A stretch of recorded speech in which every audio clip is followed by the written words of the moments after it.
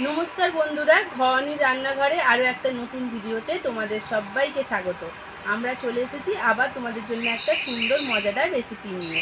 हाँ बंधुरा आजके आमरा जेटा बानाबो सेटार प्रधान उपकरणई हलो सयाबिन।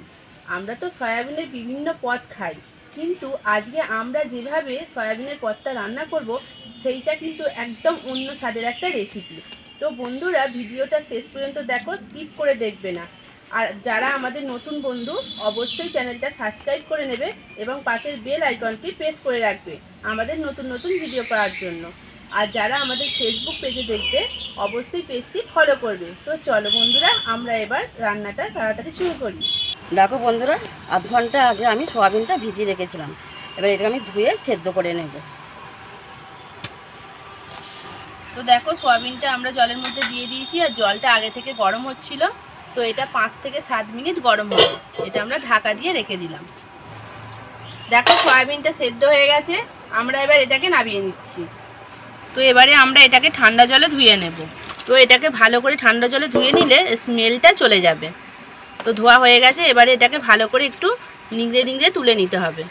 দেখো এখানে আমরা 100 গ্রাম সয়াবিন নিয়েছি আর এটাকে তো আমরা সেদ্ধ করে নিলাম, তোমরা দেখেছো। আর এর জন্য আমরা 150 গ্রাম মটর ডাল নিয়েছি। এটাকে আমরা 3 ঘন্টা ভিজিয়ে রেখেছিলাম। তোমরা পারলে একটু বেশিক্ষণ ভিজিয়ে রাখবে, তাহলে তাড়াতাড়ি নরম হয়ে গেলে কী হবে, বাটতে সুবিধা হবে।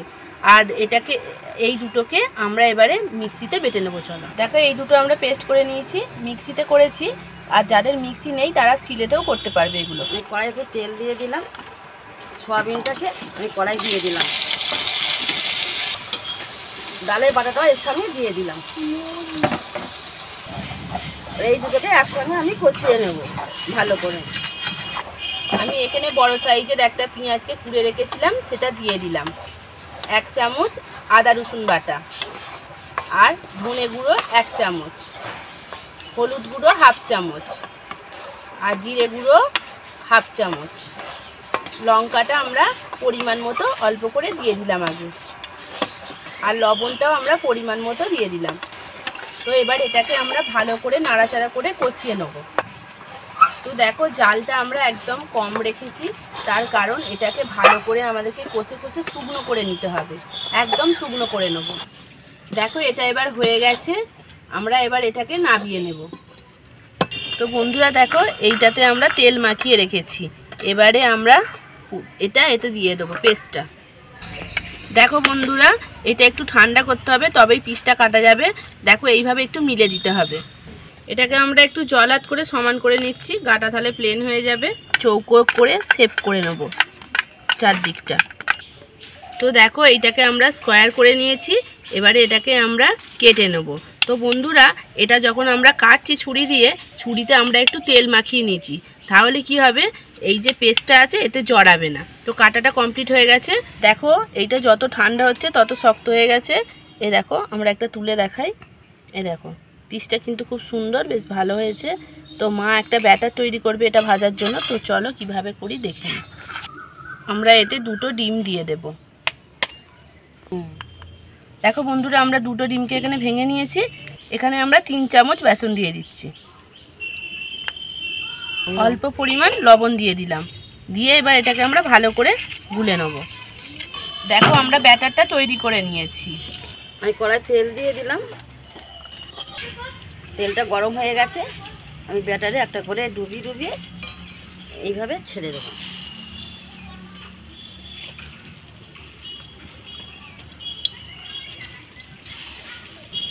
দেখো এটাকে আমরা উল্টে পাল্টে ভালো করে লাল লাল করে ভেজে নেব।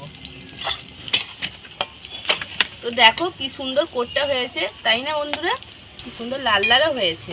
তো আমরা ওই ব্যাটারটাতে একটু অল্প পরিমাণ কাশ্মীরি লঙ্কা মিশিয়ে নিয়েছি, তাহলে কালারটা আরও সুন্দর হবে। এটা ভাজা হয়ে গেছে, আমি এটা তুলে নেব। খুব সুন্দর পিসগুলো কিন্তু দেখতে লাগছে। তো এইভাবে আমরা আবার দিয়ে দিচ্ছি 2-3টে একসঙ্গে। তো এটাতে আমরা বেশি তেল দিয়ে ভাজছি না, তোমরা দেখতে পাচ্ছ আমরা অল্প পরিমাণ তেল দিয়ে এটাকে ভাজছি। তো এইভাবে আমরা প্রত্যেকটাকে ভেজে নিয়ে তারপরে তোমাদেরকে আমরা দেখাচ্ছি। তো দেখো বন্ধুরা আমাদের সবকটা ভাজা হয়ে গেছে। তো আমরা এবার এটাকে কারি করে নেব, তার জন্য আমরা এতে তেল দিয়ে দেব। পেঁয়াজ কুচি দিচ্ছি, 2টো পেঁয়াজ কুচি গুঁড়ো গুঁড়ো করে কেটেছি। এটা একটু ভালো করে নাড়াচাড়া করে নিই। তো দেখো এটাকে আমরা হালকা বাদামি করে ভেজে নিয়েছি। এবার এতে 1 চামচ আদা রসুনের পেস্ট দিয়ে দিলাম, দিয়ে এটাকে ভালো করে একটু ভেজে নিতে হবে। আদা রসুনটা যেহেতু আমরা একসঙ্গে বেটেছি, তাই জন্য রসুনের কাঁচা গন্ধটা যাতে নষ্ট হয়ে যায় সেই জন্য ভালো করে ভেজে নিতে হবে। আমি একটা বড় সাইজের টমেটো নিয়েছি, সেটাকে পাতলা করে কেটে নিয়েছিলাম, এতে দিয়ে দিলাম। 1/2 চামচ লঙ্কা গুঁড়ো দিয়ে দিলাম, 1/2 চামচ হলুদ গুঁড়ো দিয়ে দিলাম, ধনে গুঁড়ো 1/2 চামচ। তো তোমরা দেখছো বন্ধুরা, চামচটা আমাদের বড় আছে, এই চামচের আমরা 1/2 চামচ দিচ্ছি। কাশ্মীরি লঙ্কা 1/2 চামচ দিয়ে দিলাম। আমি একটু জল দিয়ে দিলাম, জলটা দিয়ে আমি ভালো করে কষিয়ে নেব। কষানোটা কমপ্লিট হয়ে গেছে, আমি এবার এতে জল দিয়ে দেবো। তো দেখো বন্ধুরা, গ্রেভির কালারটা কত সুন্দর হয়েছে, আর এটা খেতেও খুবই টেস্টি হবে। পরিমাণ মতো লবণ দিয়ে দেবো।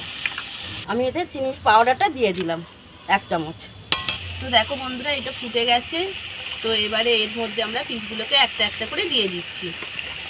আর তোমরা দেখতেই পাচ্ছ আমরা কেমন করে করছি, সেইভাবেই তোমরা বাড়িতে ট্রাই করো। তোমরা বাড়িতে সবাইকে খাওয়াও, খুব ভালো লাগবে। এটা একটা একদম অন্য স্বাদের রেসিপি তোমাদের সঙ্গে আমরা শেয়ার করলাম। তো দেখো গ্রেভিটা একটু মরে এসেছে, এটা হয়ে গেছে।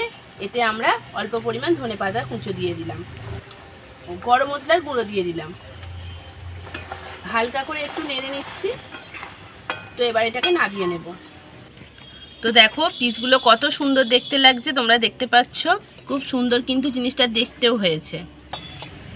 দেখো বন্ধুরা, আমাদের এখানে সয়াবিনের সুন্দর একটা রেসিপি আমরা তৈরি করলাম। তো এটা খুব সুন্দর দেখতে হয়েছে, তোমরা দেখতে পাচ্ছ, বাড়িতে ট্রাই করো। তো বন্ধুরা, তোমরা দেখলে আমরা কিভাবে ভিন্ন স্বাদের একটা সয়াবিনের রেসিপি বানালাম আর তোমাদের সঙ্গে সেটা শেয়ার করলাম।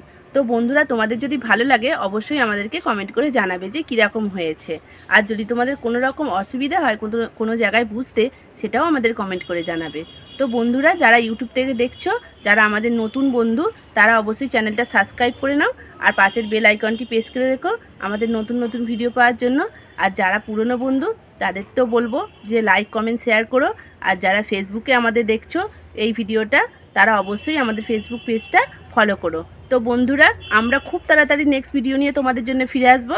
ততক্ষণের জন্য তোমরা সুস্থ থাকবে এবং ভালো থাকবে এবং আনন্দে থাকবে।